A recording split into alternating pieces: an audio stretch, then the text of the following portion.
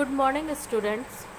So far, we have discussed many topics in electrochemistry, that is, the electrolytic cell, the galvanic cell, then about Nernst equation, then about its applications, electrochemical series, its application, and also about electrolysis, Faraday's law, first law, and second law.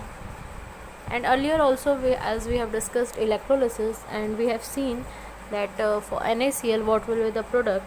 So our today's topic will be the product of electrolysis. Okay, that is the product of electrolysis. Students, earlier also we have seen in the case of NaCl that what will be the product at cathode and what will be the product at anode. So now we will see few more examples, because sometimes in objective question it may be asked that if aqueous NaCl is taken, what will be exerted at cathode.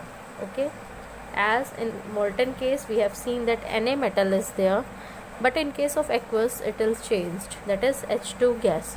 So for this we have to recall the equations, that how cathodic reaction and anodic reactions are taking place. So let's begin.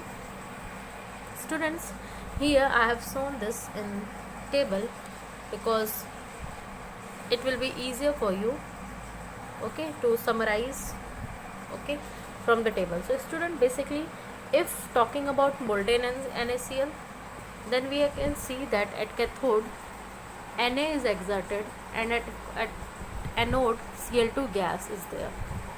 And as earlier also we have seen that how these are taking place, that we have seen the criteria for electrolysis, okay, for the product, that is the substance which possesses higher reduction potential is reduced first at cathode, okay, and the substance which possesses lower standard reduction potential is oxidized first at anode.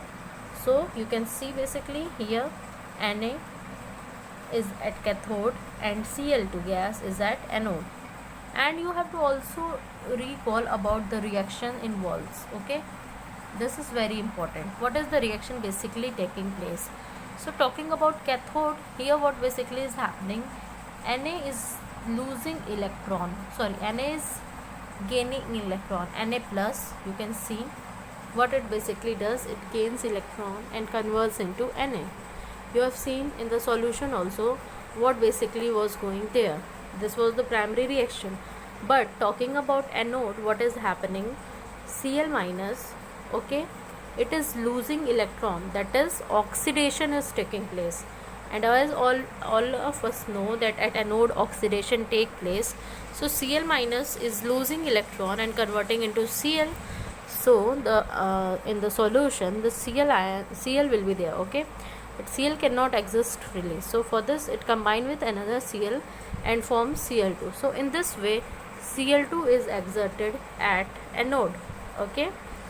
Now talking about aqueous NaCl, in this case what will happen, as you know we are talking about aqueous solution, okay, so that time at anode H2 gas will be there and at cathode Cl2 gas will be there. How it is happening? Simply suppose water molecule is there, okay, and it is gaining electron, and gaining electron it just dissociates into half H2 and OH minus.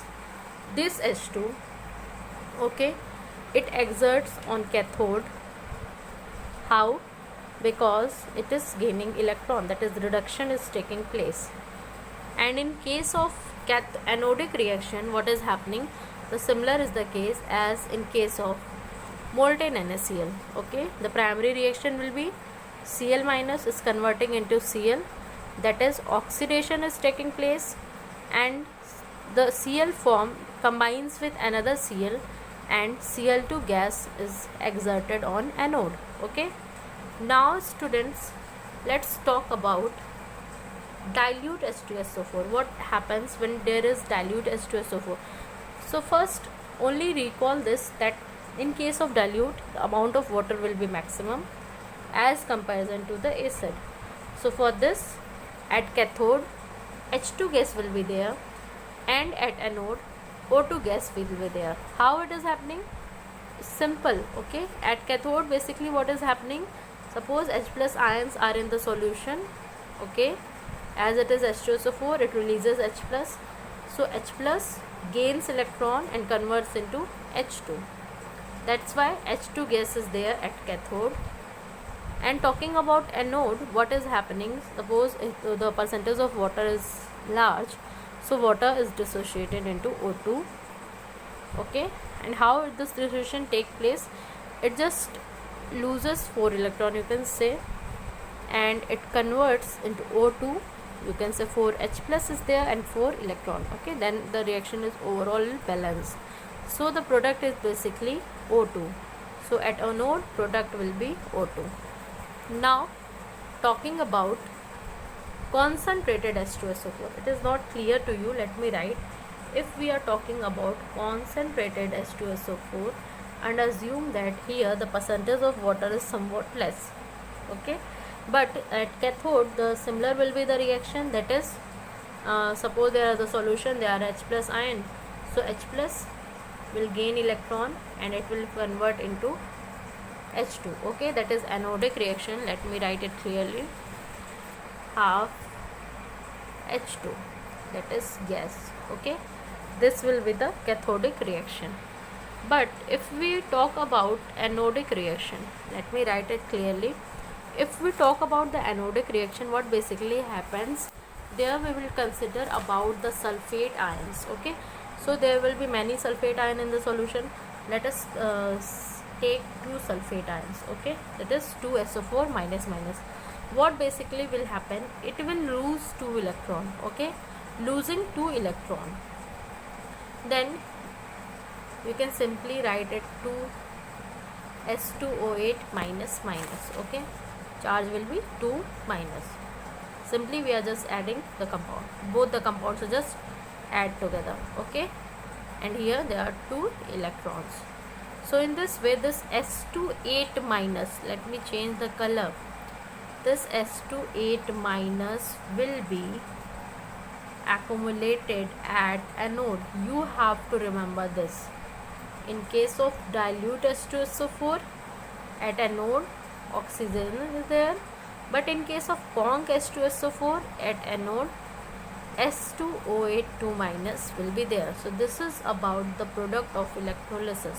Okay, students, there will be homework for you, that write down the electrolysis of aqueous copper sulfate solution using platinum electrode. Okay, then electrolysis of aqueous copper sulfate solution using copper electrode. Okay, so students, this is all about today's lecture.